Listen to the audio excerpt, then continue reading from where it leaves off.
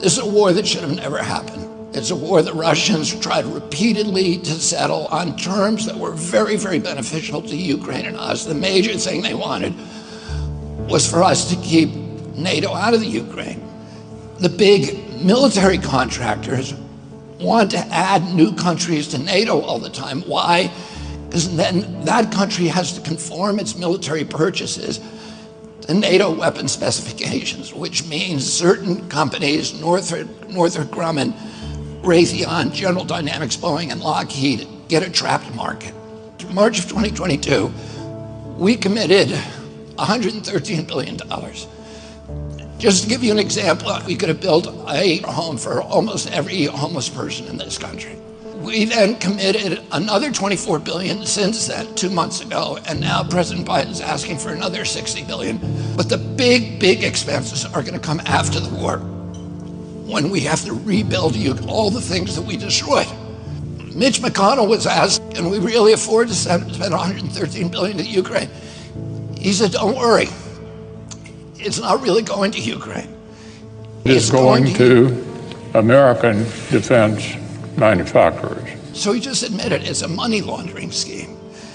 And who do you think owns every one of those companies? BlackRock. So Tim Scott, during the Republican debate, said, don't worry, it's not a gift to Ukraine, it's a loan. So raise your hand if you think that that loan's ever getting paid back. Yeah, of course it's not. So why do they call it a loan?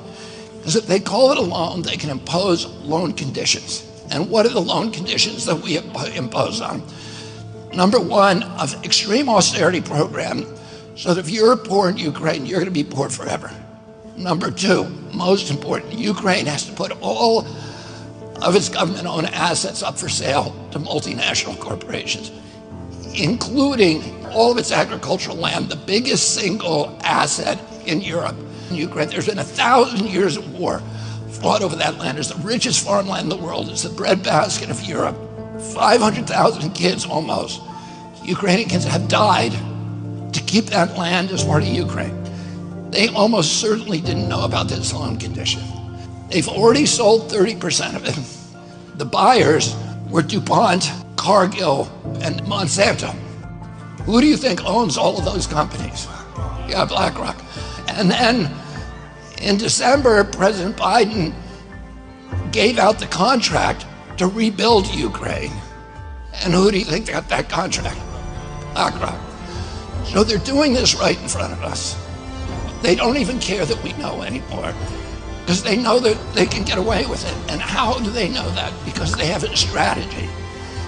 And that strategy is an old strategy, which is they keep us at war with each other.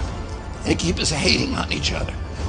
They keep the Republicans and Democrats fighting each other, black against white, and all these divisions that they sow.